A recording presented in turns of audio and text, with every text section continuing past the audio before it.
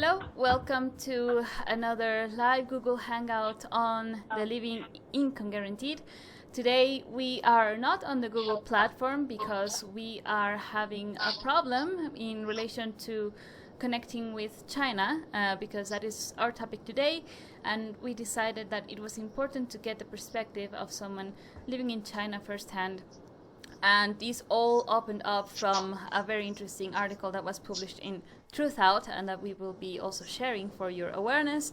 It is quite a thorough document that we got to share in our group and decided that it was relevant to start questioning the economic growth and the race that China has taken to become a world power, and really question it and see how relevant it is to pursue this kind of growth at the cost of environmental degradation and possible collapse. So this is a very important topic for us, not only for Chinese people, but because we are living in the same world, and this should be a matter that matters to all of us. So to begin with, I'd like to introduce our guest, who is YiPing Shao from China. Hello, YiPing. Hi, everyone. So to remind our viewers, I will remind you that we are on the Mixlr platform, which means people can post questions, comments through that page. I will get them through our live transmission so that we won't have the usual Google Plus questions and answers app, but we do have this option for those that are listening. So please make sure that you get your comments and questions live for YiPing. I will make sure to get them through.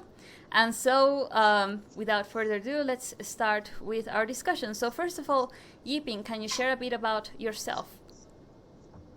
Okay, I'm living in China, Shenzhen, one of the biggest city in China. I'm working here for nearly 12 years. So my job is the software developer, and now I'm a project manager in a software company.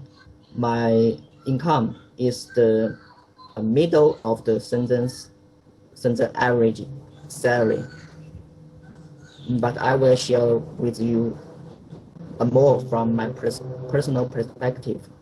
Okay, so in terms of China and the current growth that they're taking on, the reference that we have here in the West about China is this race to produce the most, and in essence it's like a self-destruction coming from that craze and that drive to, it seems like, consume the planet in this unsustainable growth. So what can you share with us about this? Okay, let me talk about first the topic with the car craze in China and the planet Earth did not need. Based on last 15 years, the car sales in China is growth very high. Based on the family's income raising and the housing price in China rising very fast. Another way is because of currency inflation. A house from nearly less than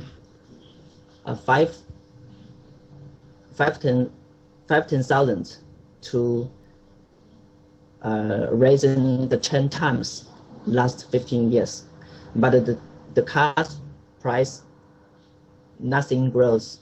So this makes people buy a lot of cars. Don't care about if the city can hold so much cars, but government only care about how many cars can be sold and they can get the tax from the sale. Because the problem is to make the city, many places become traffic problem and very hard to find a car stop. And also the stopping car feed is rising very fast. So For now, in the last 1 year, the growth of the car sale is stopped and become more and more less. Many car industry in China have lowered them the new year's sales. So in terms of the pollution that comes with also not only the growth in the use of cars, but also the coal use in China as a main source of energy, how does this affect people? Because we only get to see like the pictures of people wearing masks like on their mouth and seeing the smoke all around. How bad is the situation at the moment there?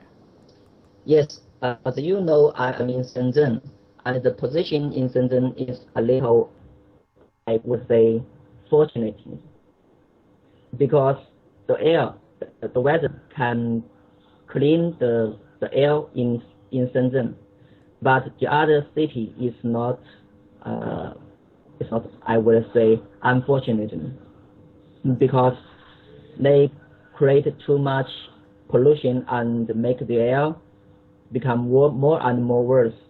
I went to Beijing before. The weather is very terrible. So unfortunately, I will stay there 2 weeks, but I won't to stay there anymore. In Shenzhen, in Shenzhen is very different from other cities, which this place have a very good environment and a very good working opportunity. So that's why many people go to Shenzhen to find a job and make this place house price more and more higher. Okay, that's something that you also mentioned to me in terms of your job situation, and I now understand that because people are running away from the contamination in, let's say, Shanghai or any other city, they're going to the place that you live in now, and so that will in turn create a more of a population in cities and kind of these pockets of growth, which might cause other problems at the same time. I'd like to ask you about more on the construction drive. There's a lot of construction going on in China.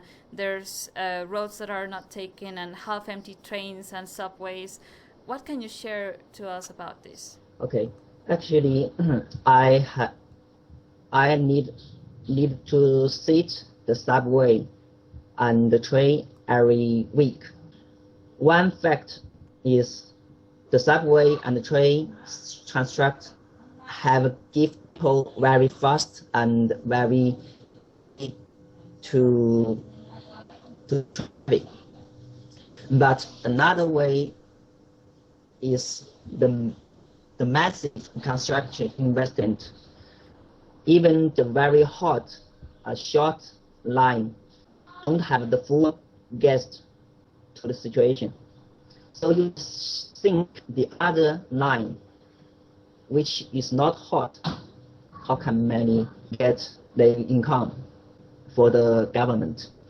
What is the role of the government with this growth? Because I understand that the Communist Chinese Party is acting like a mafia itself, and all of this drive for production is precisely to their benefit, because they can get, as you were mentioning before, they want to get the tax and they want to get the deals from investors from abroad. So what's your perspective on this, on the government itself and this drive for production and construction and growth? As I know, the government wants to develop the city of China, which is to make more and more people go into city, but not stay in the village. They must use it train and subways to collect the city between the city, to make sure develop of each city can develop more average between each other.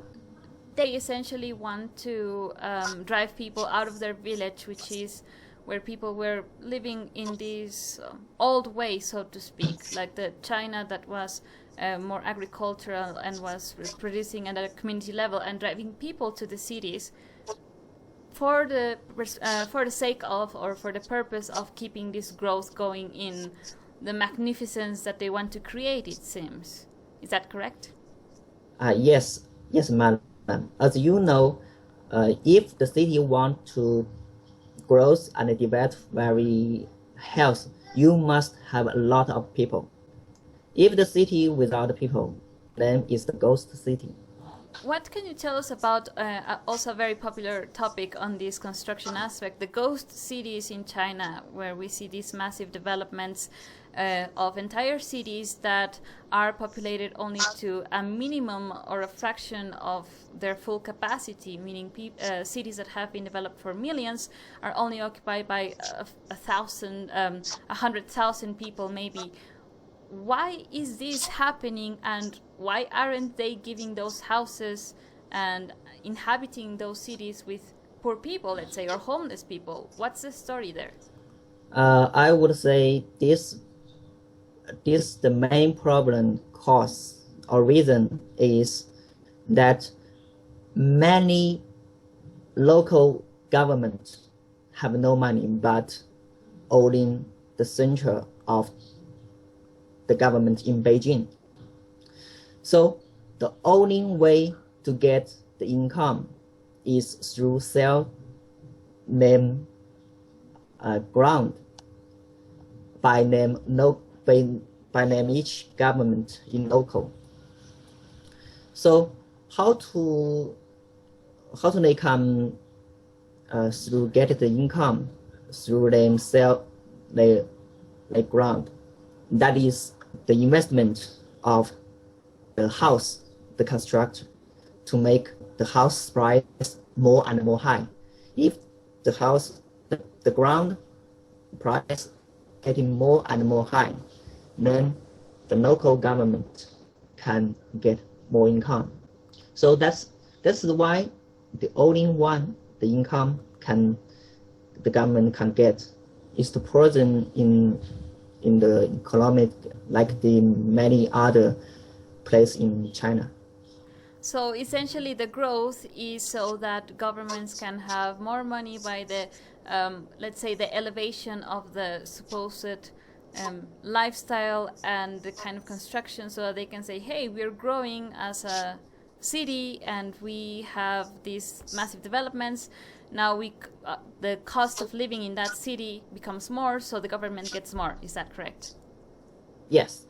Okay, so what happens then in China at a political level? Because we know that, and it has been mentioned also in this TruthOut document, how the Chinese Communist Party acts like a mafia in itself, which I mentioned to you that it's no different in many aspects to how Mexico's government operates, wherein the benefits go to those at the top, and they make the decisions that it pleases them, and they are like striving to get this standard that comes mostly from the West.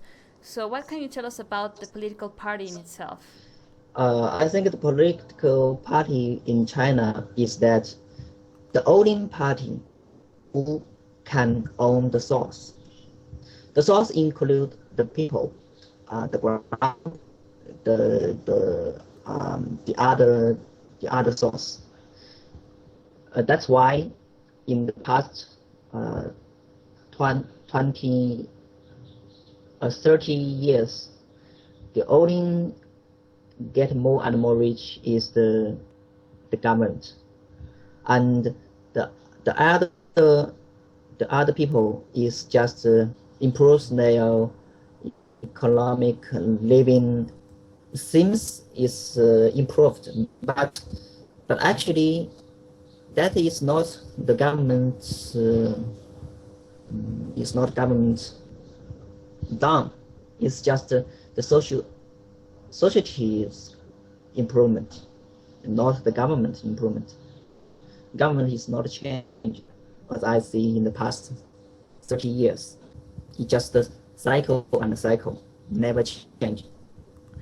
So you're implying that then the ones that need to step up in this case in order to change the current government is not the government because they want change, but the people need to stand up and propose a new way. Is that correct?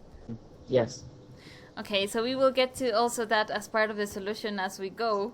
But first of all, I'd like to continue a little bit on the corruption topic, if you're okay with it, in terms of how they have managed to get a lot of wealth through this massive growth and consumption of resources that should be owned by the people, but are instead massively squandered, and there's a lot of problems not only at an ecological level, but in terms of how they deal at an international level as a massive power that they want to be.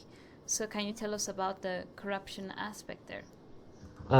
For the corruption, I know the Xi Jinping, which the president of the China, in the past 2 years have,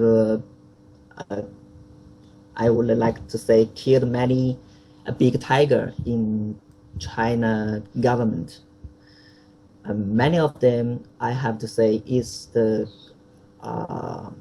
corruption, but this is not a change. Actually, change the people's living in China, because through the kill tiger or deal with the corruption, what I can see is nothing actually changed in the economy in China based on this event of the deal with the corruption. Because from my personal perspective, Xi Jinping just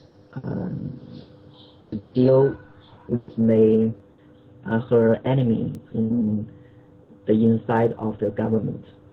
So that's why in the last 2 years, many big people in the government, it's been treatment or handled. But actually China economic is become more and more worse. In Shenzhen, in the last 1 year, it's the only one place which every month is rising, and the rest of other places in China, the house price is going down. Maybe you said if other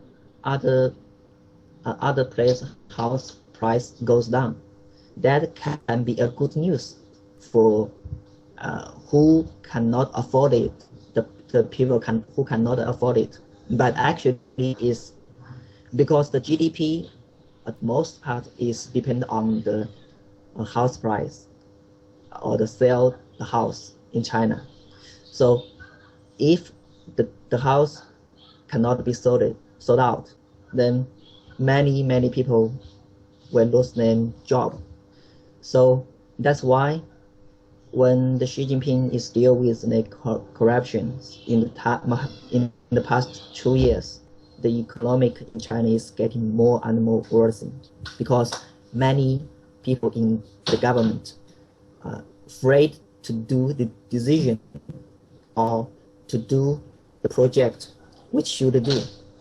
They are fear to make mistake. So the only way they avoid it is do nothing. What I understand from this then is that based on China's foundation of their economic success on the GDP, which I've also read many times that it's not sustainable in China, I'd like to then go on to the aspect of how this growth, besides people, as you say, if houses don't sell, then people will lose their jobs, for example.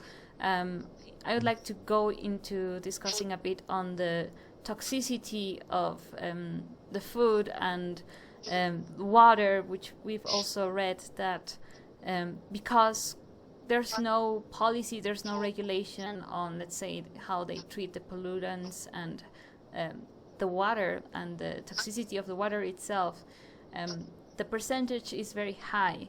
And one wonders, I mean, me being, for example, here in Mexico, how do people manage to live through this? Or are there any visible consequences right now in terms of diseases, or what is the actuality of the situation there? In Shenzhen, actually, I want to share this point in my own experience.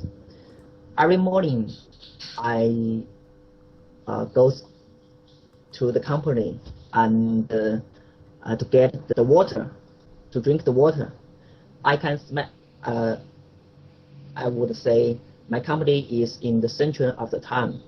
Every time I drink the water, I can smell very, very chocolated lemon smell. This smell, have to say, in the afternoon cannot be smelled anymore, but in the morning it's very, very strong. As you know, Shenzhen is the very very more people in it. Maybe this cause the supplier, the water industry to deal with the bad water. The ability cannot supply it. So if they want to make the water to get the average level, so the only way they can just add more and more the chocolated lemon. I searched these things is very poison, and if it's too more, it will cause the people get cancer. So you can say the government or the deal with the water can be poison. Okay, so the situation in terms of even just looking at water is quite a grave one, and it's being, I understand, and managed through, is that what you mentioned, chlorine, or in order to purify it? Yes. Okay. So, I mean, that is also a problem that we see around the world. In Mexico, it happens the same, but I assume that because they want to manage the consequence, there is like a necessity to add this kind of ways to purify the water, which in the long run are not sustainable, because we all know that it will cause, as you were mentioning, cancer and all other kinds of diseases. So I know that the picture that we get is very bleak, it's very gloomy, it's very bad in terms of how China is doing. So what kind of solutions do you see are possible to this in terms of looking at how the government is a source of a problem and how people are not really changing, and then we have the consequences at an ecological level? Where would you start with looking at solutions? As I know, the China current political improvement is based on the investment. So, however, the people calculate if the economic in China grows no the 1%, there will be 10 million people lost their job.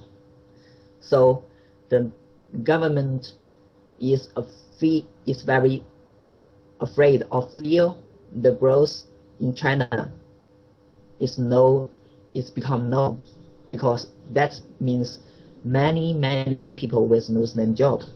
If too many people lose their job, the government cannot to stay the social be stable, and also their rights, their power will be lost. What I can see, only way is the LIG's solution, or more practical, because it's not depend on the investment. It will getting less it will reduce pollution and make the people and the government all benefit. So that's why I very agree with the LIGs or the basic income granted. It can make many people can happy with their job, not survival, not the competition, not against each other. In China, it's very interesting the economic environment or the company environment. Each company only want to make themselves become the biggest. So that's why every competition very, very strong. They don't like the cooperation. They just want to more and more and more, big and big and big. So they don't like the other like the American or the Europe company. They create the system. They create the cooperation. I mean, some of them, because in China, the law for the business is nearly non-exist. The trust in each people is very, very weakness, I would like to say. So the company, between company, the corporate is very hard because the trust non-exist. That's why in the past half years, too many industry or the company or the enterprise is being closed because they feel the China's economic environment is very, very bad or become more and more worse. So that's why they close their industry and invest their money to the stock market and the house in China, especially in Shenzhen. That's why Shenzhen has risen 2 times in the past 1 year. I would like to say the other is in the last 3 weeks, Chinese stock is nearly collapsed from the topics 5,000 points to the now is 3,800 points. That cost too many people lose their money through the stock market. As I know, it's already have the 30 people suicide themselves from I get the news from the website. I don't agree with that. If the people think they can get more money through the stock market, but they are just become the victim, become the pig into the slaughter. Right, so what I can gather from this is that there is the whole drive for growth, as you were mentioning, bigger, becoming the most wealthy nation in the world. And as we know, there is this tendency, of course, of China becoming the first world power, if not it is. But then we have to question ourselves, is this power based on something that makes sense, and if it is sustainable as an ecological aspect, and if it's considering what is really of worth, because it's really questionable that such wealth is really something to praise or to place as first world power. What we also propose in Living Income and generally as Ecolife Foundation is this change of values, wherein we can start first looking at what is environmentally sustainable, what considers people's living rights, the resources, the environment, animals, the air that we breathe, everything that makes of our lives possible, and which creates the real wealth, which is sustainability, which is regenerating the environment right now. And I would propose that, yes, for sure, as you mentioned, if people have no means of making a living, if they lose their jobs, of course, then the provision of a living income could then step in as a way for degrowth or deceleration, which is what I would see part of a solution, because it's really no longer possible to continue having the GDP as a measure of success in China, right? It has become something completely unsustainable, and there has to be now like a change in competition as well. You were mentioning that on how corporations compete against each other. So why not making of this competition of who is the most socially responsible, who is the most ecologically responsible type of corporation? Because as you're mentioning, then investment coming from abroad will simply leave out, and places will start closing down because they are witnessing the collapse of this growth. So, any points to add to this? No, I think it's already very perfect. What I'd like to ask you as a personal point, what are Okay. the effects that this has had in your life? I mean, I understand that you have a job, and is it hard for you to right now make a living, or what is the general medium economic situation for people like you in the workforce?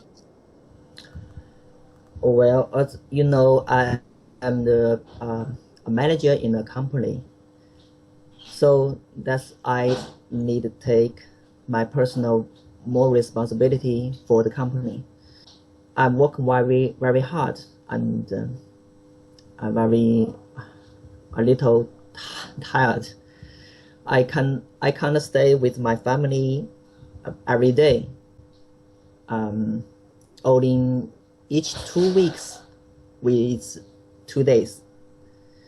I have to living around the company, near the company, because my place, my family is far from the town, down central of the town, and I need to living near the company to make sure I can take the responsibility.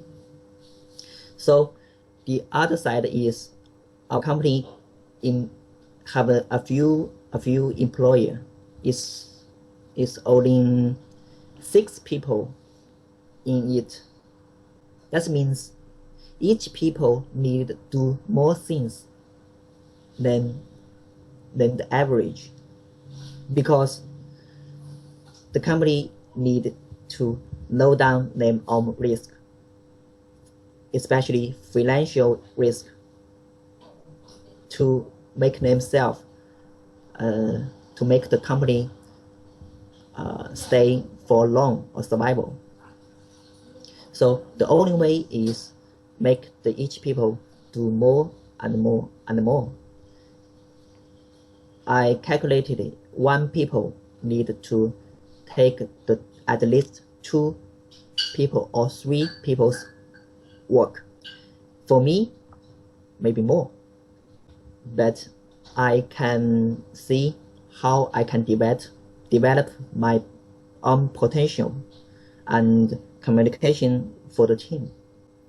But actually, if without assistant and support myself to develop my own potential, I cannot handle it. Really. The other side is for my family. My son is nearly 2 years old. He drinks milk is buying from the German Itame milk. I'm afraid I cannot allow him to drink our China milk, because I cannot trust it, so I cannot take the risk. I hope our China can make our parents a very good baby milk, but in the last many things happens to make the parent in China more and more buy the milk overseas, very expensive. As I know, the Itame milk in German local is only €9, but in China it has to be 2 or 3 times. So I have to face this problem. But I cannot change the environment right now, except changing myself. So for now, it's have to work harder and harder to keep my personal job and make the company more survival in this China business environment. That's all. It is quite a hard situation. I obviously recognize that, and I'm sure that this is just one aspect that you mentioned of what you're going through with your child and the cost of the milk, having to get it imported from Europe. I mean, that is obviously not sustainable, and as you say, I cannot change the environment. I can only stand up for myself. So as you're mentioning, there's a lot of stress, and I assure you that many people around the world are facing this, but China is standing as the example of what happens when the complete drive of an economy is this unsustainable growth, and how a bubble, a financial bubble, will also collapse. So before it gets to that point of being completely devastating and really affecting lives like yours, we propose that there can be an interim solution. And what we see is that there needs to be people's drive to this change within themselves, in saying we can no longer sustain this political party type of government. We have to take responsibility ourselves, and so start changing, for example, the way that corporations exist there. And if people, for example, stop buying products that are consumed in China there, and have to continually be importing, this will become in an unsustainable move. So I would say that yes, the problem is big and we cannot simplify it, but it has to begin at very basic levels, such as, okay, we cannot sustain ourselves without a job, and we cannot continue producing, therefore we give this money for people to basically have that dignity of living, and at the same time working together to this political change, which is what we also propose very much. And we will leave also links for people that are in China about the Facebook page that is organized for Basic Income China, or the Living Income version for China. There's a lot of articles that have been published there, so that more people can start veering toward these solutions. It is also a shame that we cannot have these kind of conversations with more people because of the wall, in the internet wall that exists, and all of us having no access to Google, for example, with you, or any other platform. So we have to also apologize for these connection problems, but it is part of what China is making now as the great internet wall there. And I thank you very much for coming to share with us, YiPing. Yeah, you're welcome, Marlen. And so thanks to you, the listener and viewer of this video. If you want to still ask questions for YiPing, he will be able to reply in the comment section as well of this video. And so we will make sure that he gets it. The same point goes for everyone else that is living in any other country and would like to come and share their perspective. Sometimes there is information that is not shared through the media, and we are very much willing to also be an outlet of information for people, such as in this case China, so that we become aware of this kind of examples of an economy that is no longer sustainable and solutions that must be implemented.